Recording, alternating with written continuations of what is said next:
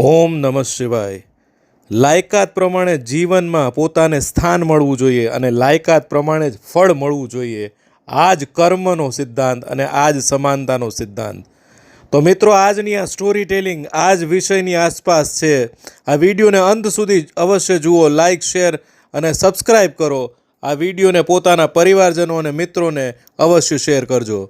વાત છે મહાભારત કાળની, વાત છે યોદ્ધાઓની સર્વોચ્ચતાની, અને આ વાત છે એ મહાભારત કાળના એક એવા યોદ્ધાની કે જેણે પોતાના સામર્થ્યને લગતા સવાલ એ આ જગતના તાત, અખિલ બ્રહ્માંડના રાજા, આ દ્વારિકાધીશ ભગવાનને પૂછ્યા એ મહાભારતના એ કુરુક્ષેત્રના યુદ્ધમાં કે મારા સામર્થ્યની વ્યાખ્યા અને મારા સામર્થ્યની જે શક્તિ છે એને તમે અલંકારિત કરો. જો હું સામર્થ્યવાન છું તો મને એની પરખ કરાવો અને એની વ્યાખ્યા કહો. કારણ કે તમે ધર્મને સમર્પણ થવાનું કહો છો, ધર્મને સમર્પિત થઈને જીવવાનું કહો છો, પરંતુ તો એ કરવા જતાં મારી સામે આવનારી મારી પોતાની અંતરાત્માની જે વાત છે એનો જવાબ પણ તમે આપો.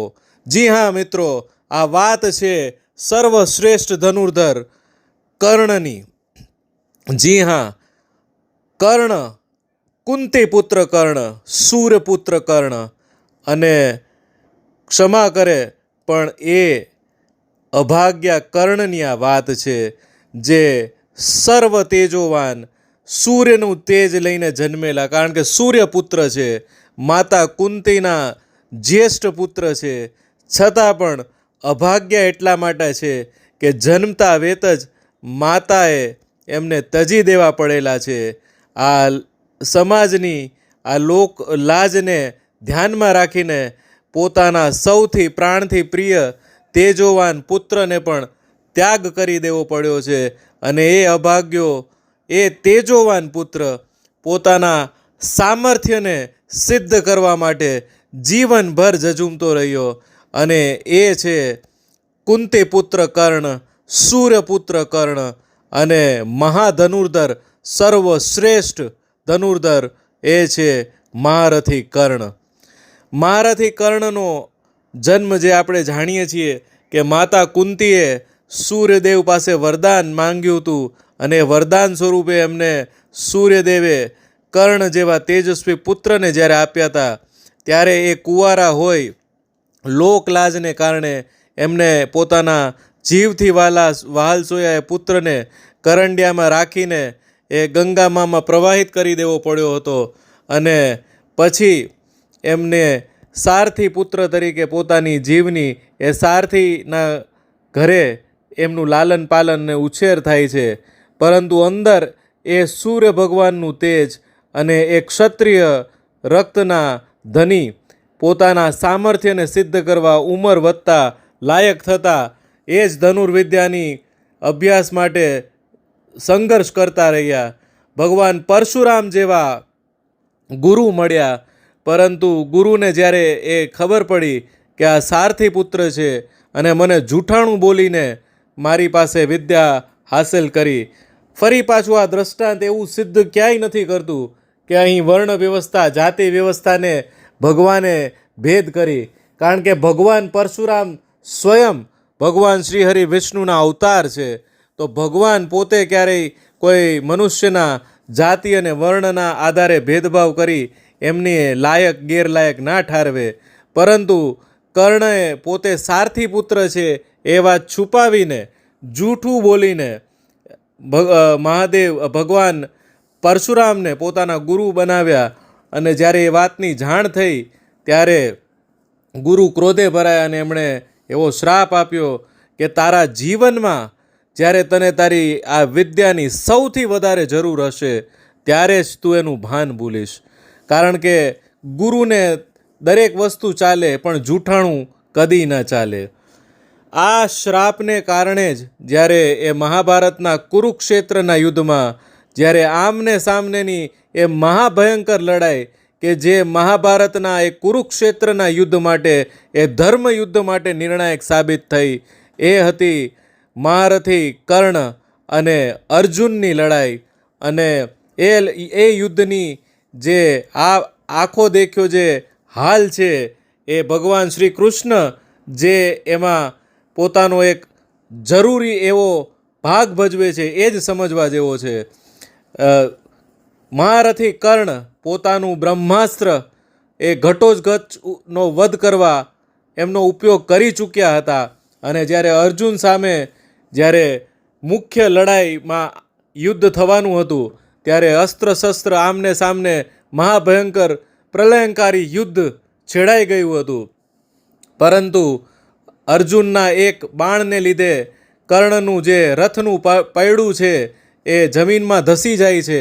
એવો વિસ્ફોટક બાણ અર્જુન ચલાવે છે અને એ પોતાના રથનું પૈડું કાઢવા માટે જ્યારે કર્ણ જમીન પર ઉતરે છે, કારણ કે એમના સારથી પણ ઘવાયેલા હોય છે, એનું બી સામર્થ્ય જવાબ દઈ ગયું હોય છે, ત્યારે એ કર્ણ જ્યારે પોતાના રથનું પૈડું જમીનમાં ધસેલું પૈડું બહાર કાઢતા હોય છે ત્યારે આ જગતના તાત અખિલ બ્રહ્માંડના રાજા શ્રી કૃષ્ણ અર્જુનને તીર ચલાવીને બાણ ચલાવીને એ મહારથી કર્ણનો વધ કરવા માટે કહે છે. અને જાણે કે સમય પણ થંભી ગયો હોય કે એવા મહારથી કર્ણ જેણે પોતાના આત્મબળ અને વિદ્યાથી એવી શક્તિઓ પ્રાપ્ત કરી છે કે આ જગતના તાત અખિલ બ્રહ્માંડના રાજાએ પણ થોડીવાર સમય થંભાવીને એમને કહેવું પડ્યું હોય કે આ ધર્મ અને અધર્મની લડાઈમાં ધર્મ કાજે હે મહારથી કર્ણ તમારી મૃત્યુને સ્વીકારી લો, કારણ કે જ્યાં સુધી સ્વીકાર નહીં કરો ત્યાં તો મૃત્યુ પણ તમને નહીં લેવા આવે, કારણ કે તમે એવા મહારથી છો. ત્યારે મહારથી કર્ણ એ સવાલ પૂછે છે કે હે જગતના તાત, હે અખિલ બ્રહ્માંડના રાજા, હું મારી મૃત્યુ સ્વીકારી લઉં, માત્ર તમે મારા એક સવાલનો જવાબ આપો.